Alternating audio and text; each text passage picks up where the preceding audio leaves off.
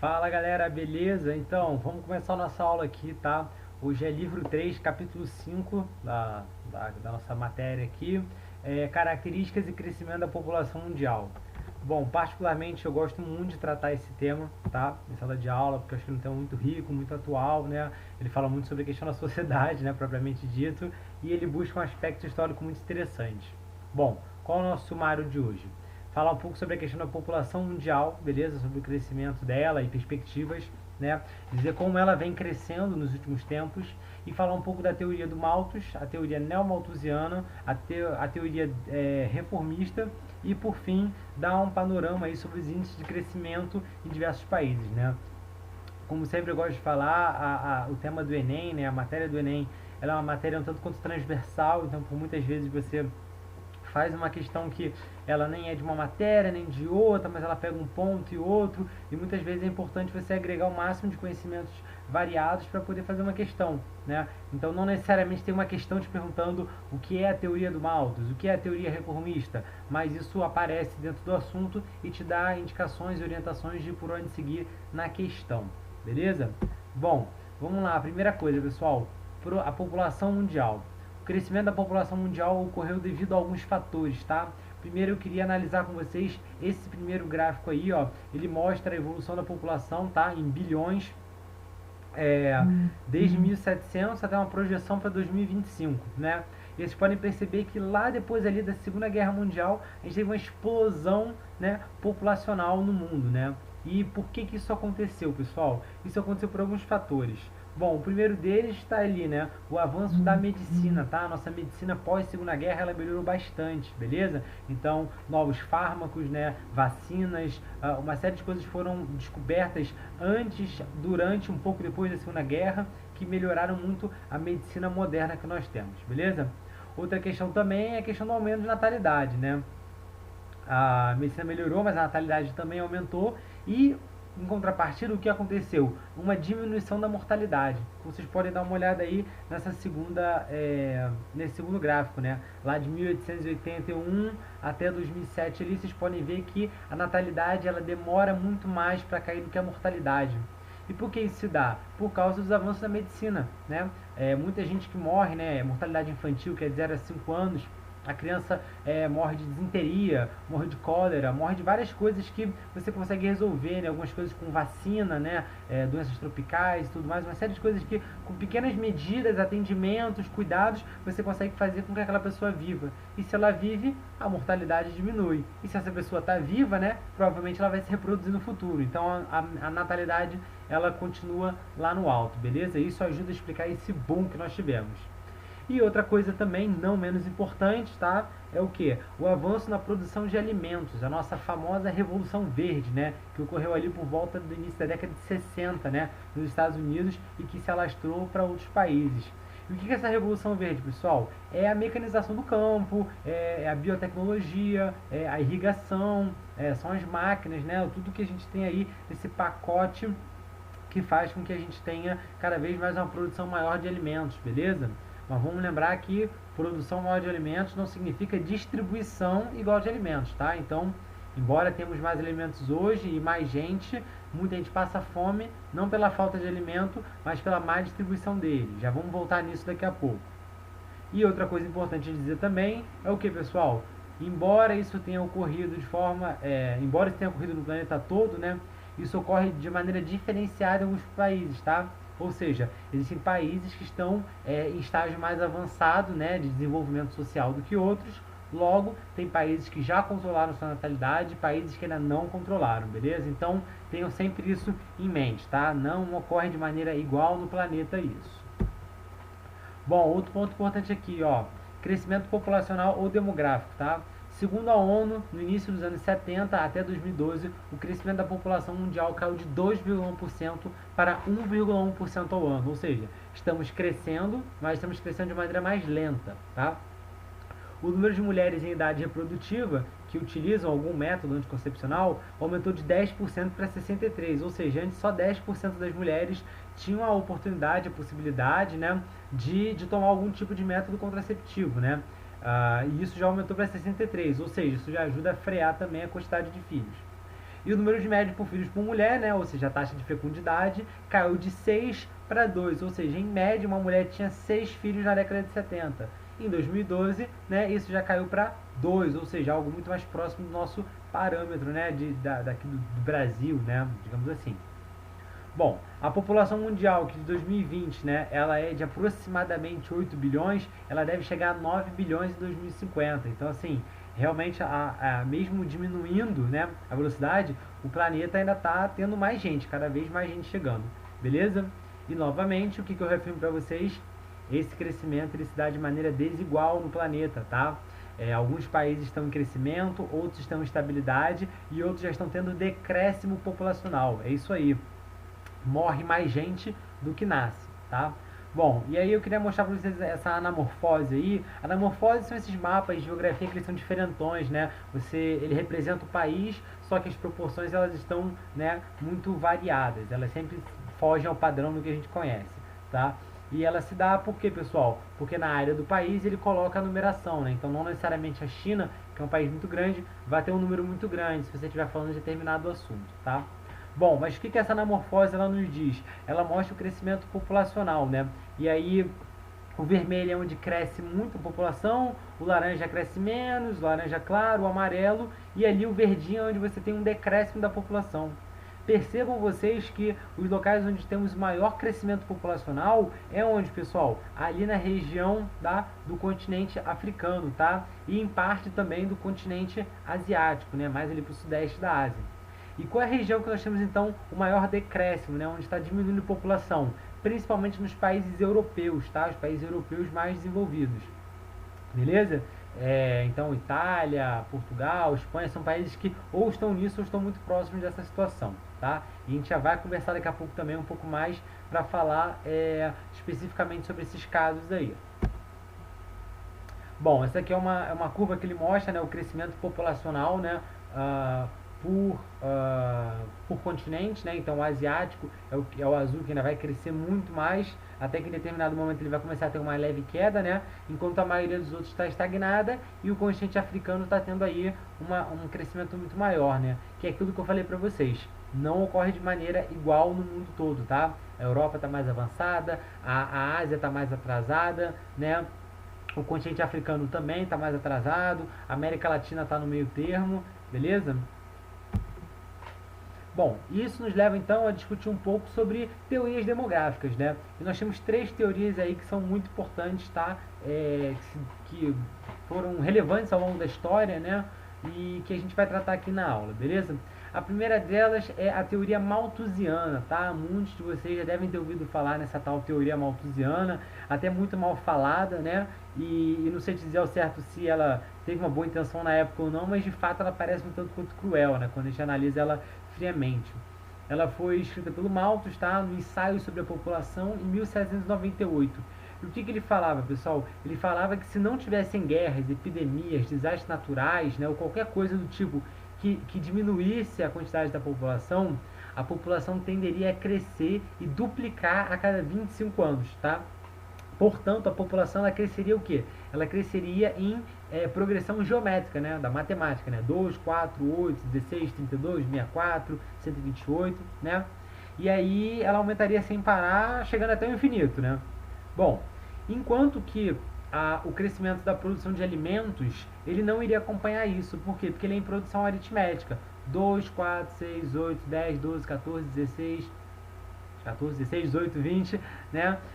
Ele possui uma limitação, não só pela quantidade de produção de alimentos, mas também pela quantidade de terras agricultáveis que nós temos no mundo, né? Ou seja, a ideia do Malthus era que faltaria comida para as pessoas em algum momento. E isso é muito alarmante, né? Porque ninguém quer que falte comida, ninguém quer um país superpopuloso, né? Bom, em suma, a proposta, né, o que o Malthus dizia, é que a população aumentaria mais do que a possibilidade de gerar alimentos. E isso geraria o quê? Um colapso, tá? Essa é a ideia malthusiana. Bom, qual é o problema, ou quais são os problemas dessa teoria, pessoal? O primeiro deles é que isso foi feito a partir de uma observação de uma zona rural, tá? Ele não considerou outros locais da Europa, do mundo, ele simplesmente extrapolou aquilo para outros locais. Então ficou estapafúrdio, né? Outro ponto é que ainda lá em 1798, o Malthus ele não conseguia prever o fenômeno da urbanização. Né? A urbanização, o êxodo rural, né? O que traz gente para a cidade, faz com que as pessoas tenham cada vez menos filhos, né? Porque o filho no campo ele é visto como mão de obra, na cidade o filho é um gasto, se ele é um gasto você acaba tendo menos, né? Você consegue ter um planejamento familiar e tal. Essas coisas não andam tão juntos assim, mas o Malthus não considerou isso. Então isso foi o grande furo também dele. E outro, pessoal, é que ele também não previu uma melhora na produtividade agrícola, né? A Revolução Verde, né? Para o bem e para o mal, ela gerou mais alimentos e aí a gente acaba tendo então o quê? Um acréscimo muito grande de alimento, que dá uma folga para a gente nisso, tá? Então esses 3 pontos, né, foram os pilares do erro, né, do Malthus, né? Seja porque ele não considerou dados certos, seja porque ele não tinha o fenômeno da urbanização nem da Revolução Verde naquele momento. Mas, de todo modo, embora ele estivesse errado, essa teoria ela ganhou muitos adeptos na época, tá? Muitos adeptos, e até os dias de hoje, nós vemos aqui e ali, né, pessoas ainda defendendo algo muito parecido do Malthus, tá? Bom, vale dizer, pessoal, que a preocupação do Malthus com a falta de alimento, né, ela não foi resolvida, né? Porque até hoje nós temos pessoas passando fome por aí. Só que é muito importante a gente colocar o seguinte, que a crise de alimento que a gente tem hoje não é por falta de alimento, mas por distribuição, beleza? Nós temos alimento para todo o planeta, até para mais gente. Agora, o que falta é você distribuir os alimentos para as pessoas, para os locais corretos. E é isso que acaba faltando. Tranquilo? Isso é um ponto muito importante, porque senão a gente acaba caindo nesse malthusianismo aí, né? Ah, tá passando fome porque tem muita gente no mundo. Se morrer seria melhor. Não, não é bem assim. Tá passando fome porque não chegou comida nessas pessoas, tá? Bom, mas a teoria do Malthus, ela acabou reverberando, né? Ela reverberou tanto que nós temos a teoria neomalthusiana. E qual é o contexto da teoria neomalthusiana, né? Ela se dá no contexto de pós-Segunda Guerra Mundial, beleza? Já lá na Conferência de São Francisco, que ocorre em 1945 nos Estados Unidos, tá? E ela é para quê? Ela é para discutir formas de evitar um novo conflito mundial, né? A gente não podia ter uma terceira guerra mundial. E além disso, né, dentro dessa pauta, a gente tinha também a questão de você enfrentar a miséria em muitos países pobres, né? Muitos países até então chamados de subdesenvolvidos, né? A gente já não usa mais esse termo, mas na época era o subdesenvolvido, né? Como é que a gente vai reduzir a miséria nesses países? Bom, essa teoria, ela dizia o seguinte, ela era um pouco tacanha, porque ela tirava a atenção do ponto principal e jogava, né, num erro, ela jogava para um ponto mais fácil de acusar. Ela dizia assim, ó, uma numerosa população jovem, né, resultante de elevadas taxas de natalidade, que eram verificadas em quase todos os países pobres, tá? E aí necessitaria de um grande investimento social em saúde e educação. Então, o país pobre tem muita gente jovem. E aí, para você reduzir esse problema, você tem que investir muito em saúde e educação. Só que com isso, sobraria menos recurso para ser investido em infraestrutura e agricultura e em desenvolvimento industrial, o que impediria o pleno desenvolvimento das atividades econômicas e, consequentemente, a melhoria das condições de vida da população. Ou seja, acreditava-se que um país pobre tinha pouco dinheiro e, por ter muita população jovem, ele tinha que investir esse dinheiro em saúde e educação. E aí sobraria pouco para quê? Para investir em agricultura, em indústria, em coisas que gerariam renda. Por isso que o país era pobre, porque tinha muita gente, né? Só que isso, embora tenha um pano de fundo diferente do Malthus, quer dizer exatamente a mesma coisa, né? Ele diz que o crescimento populacional é o responsável pela ocorrência da pobreza, tá? Só que isso é um argumento muito tacanho, porque vários países que hoje são desenvolvidos, a gente pode pegar até o mais recente deles, né, a Coreia do Sul, ela só conseguiu vencer o subdesenvolvimento, né, só conseguiu vencer a pobreza investindo em saúde e educação, porque essas coisas elas andam em conjunto. Quando você investe, né, na sociedade, você está investindo na economia também, né? Então, essa ideia, né, essa neomalthusiana, ela propunha aí métodos de controle da natalidade, né, de anticoncepcionais, uma série de coisas, mas ela não discutia problemas como baixos salários, péssimas condições de vida, né? Ela não discutia aspectos históricos, por exemplo, em relação ao continente africano, né, sobre o colonialismo e como que gerou-se tanta pobreza nesses locais. Ele só dizia que a culpa era do pobre, entende? Então, um discurso muito simplista e muito fácil para um problema muito maior. Beleza? Esse é o ponto da neomalthusiana, tá? Esse aqui é o cerne principal dela, então. tem um escopo diferente, mas ela tem a mesma ideia do Malthus, né? De você culpar a quantidade de pessoas num país, tá? E aí que surge então a nossa teoria demográfica reformista, beleza? Em que contexto ela acontece? Exatamente no mesmo contexto da neomalthusiana, né? Após a Segunda Guerra Mundial, Conferência de São Francisco, só que a teoria ela é inversa às anteriores, tá? Ela prega o contrário. O que prega essa teoria? Vamos lá, ó. Uma população jovem e numerosa, em virtude de elevadas taxas de natalidade, não é causa, tá? Mas consequência do subdesenvolvimento. Então é aquela, né? Você é pobre porque tem muitos filhos ou você tem muitos filhos porque você é pobre? Bom, a pobreza ela vem primeiro, né? Como a gente já está aqui discutindo, né? A pobreza ela vem primeiro do que a quantidade de filhos ou a quantidade de pessoas de um país, beleza? Então esse que é o cerne dessa discussão. Em países desenvolvidos, com elevado desenvolvimento humano, o controle de natalidade ocorreu de maneira simultânea à melhoria da qualidade de vida, né? Então isso aqui joga luz sobre a teoria neomalthusiana, que dizia que você não tinha que investir nas pessoas, mas investir na economia. Não, aqui você tem que investir nas pessoas, porque investir nas pessoas, você também investe na economia. E aí você gera um ganho, né? Um ganho proporcional para todo mundo, beleza? Então esse era o ponto principal aqui da teoria reformista, tá? Bom, a falta de investimentos em saúde, educação e desenvolvimento social gera o que? Uma massa de mão de obra sem qualificação, tá? Então se você não investe, né, nas pessoas, você investe só na economia, você vai ter lá, talvez você tenha prédio, você tenha várias coisas, mas você não vai ter mão de obra capacitada para trabalhar ali. Então, de qualquer forma, você precisa investir na população para ser mão de obra para essa infraestrutura que você vai poder criar, beleza? Bom, para os reformistas, a tendência de controle espontâneo da natalidade é facilmente verificável ao se comparar a taxa de natalidade entre famílias pobres e as de maior poder aquisitivo. Ou seja, ao invés de só querer controlar a natalidade e não controlar a pobreza, você controla a economia, né, a questão do desenvolvimento dessas pessoas e, em paralelo a isso, a natalidade ela tende a diminuir, porque as pessoas tendem a ter menos filhos conforme ela melhora economicamente falando. Tá? Isso tudo tem a ver com o quê? Com o planejamento familiar. Uma teoria de planejamento familiar, ela faz com que as pessoas elas consigam melhorar a sua própria vida, beleza? Bom, e por fim, pessoal, a gente precisa falar de índice de crescimento populacional, tá? Bom, primeira coisa, a taxa média, né, de filhos, a taxa de fecundidade que uma mulher tem, para ser sustentável, né, para o país não decrescer, ela tem que ser 2,1 filhos por mulher, beleza? E a ONU estima que até 2050 a população de muitos países pobres vai duplicar e de países ricos vai decrescer, né? Ou seja, países que são mais pobres ainda vão ter muitos filhos, a natalidade ainda não está controlada, e em países mais ricos essa natalidade ela vai decrescer porque ela já tem aí o que? Um controle, uma estabilidade.